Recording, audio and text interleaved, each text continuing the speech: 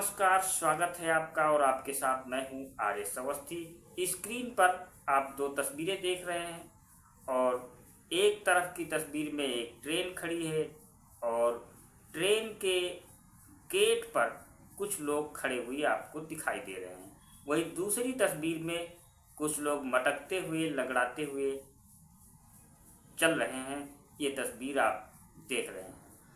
हम आपको दोनों तस्वीरों का लिंक क्या है ये बताएंगे और ये तस्वीरें हम आपको क्यों दिखा रहे हैं, इसके पीछे की कहानी क्या है, इस पर भी हम पूरी चर्चा करेंगे। ये जो ट्रेन आप देख रहे हैं ये एक लोकल पैसेंजर ट्रेन है और रायबरेली के स्टेशन पर पहुंची थी ये ट्रेन। और अचानक फिर क्या होता है कि कुछ लोग आते हैं और इस ट्रेन के ऊपर पत्थर फेंकने लगते हैं। लेकिन आप सबको पता है कि यूपी में किसकी सरकार है, बुलडोजर बाबा की सरकार है, बुलडोजर बाबा का राज है। तो ऐसे में पत्थरबाजों का इलाज किस तरह होगा ये हम सब समझते हैं, आप भी समझते हैं।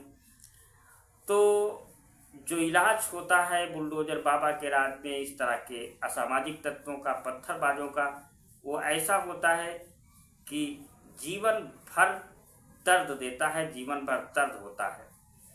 तो ये जो पैसेंजर ट्रेन थी रायबरेली के कटवार हाल्ट रेलवे स्टेशन पर पहुंची थी, जो आमतौर पर किसी हाल्ट पर ट्रेन रुकती है बस कुछ क्षणों के लिए, एक आध मिनट के लिए।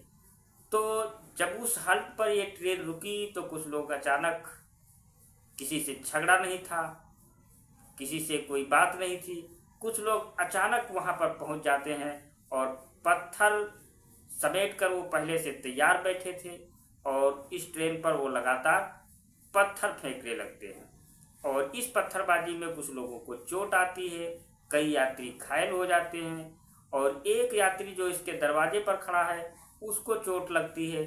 और पुलिस को जैसे ही ये खबर मिलती है उसके बाद पुलिस ने क्या ज़बरदस्त कार्रवाई की है, ये जानकर, देखकर आप मानेंगे कि वाकई में बुलडोजर बाबा के राज में ऐसे पत्थरबाजों का बेहद सख्त इलाज होता है। तो बता दें कि ट्रेन रायबरेली जा रही थी जौनपुर से और कटवार हाल्ट रेलवे स्टेशन पर यह ट्रेन जैसे ही पहुंची तभी अचानक चेन पुलिंग हो गई। मतलब हाल्ट पर रुकना नहीं था ट्रेन को, पहले ही चेन पुलिंग हो गई।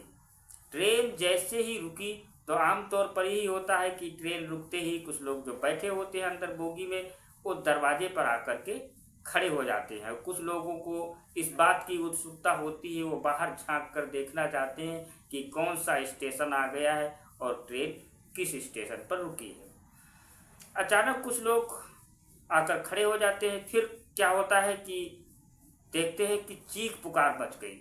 अचानक कुछ लोग चिल्ला रहे हैं भागो भागो, और वहां पर देखा गया कि कुछ लोग अचानक छिप रहे हैं। तो बोगी के भीतर हलचल है, हर बोगी के भीतर हलचल थी। ट्रेन रुकते ही 6 लोग 7 लोग अंधाधुंध एकदम पत्थर फेंकने लगे ट्रेन के ऊपर। और ये देखकर कोच के भीतर जो यात्री बैठे थे वो अपने आप को बचाने लगे। कोई अपना सिर बचाने लगा, कोई अगर विंडो सीट पर बैठा हुआ तो विंडो बंद करने लगा। इसके बाद पत्थरबाजी में ट्रेन के कोच के कई खिड़कियों के शीशे भी चकनाचूर हो गए। कई यात्रियों को ऐसे पत्थर लगे कि खून बहने लगा।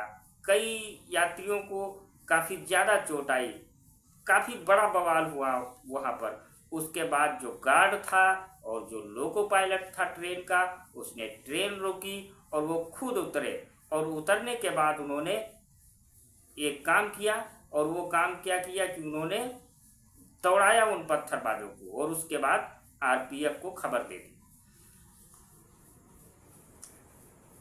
ये लोग जो पत्थरबाजी कर रहे थे कौन थे, इनका आखिर ट्रेन पर पत्थर चलाने का मकसद क्या था, और इस बात की अगर बात करें तो ये पूरी तरीके से असामाजिक तत्व हैं जिनका काम ही अराजकता और भय पैदा करना था।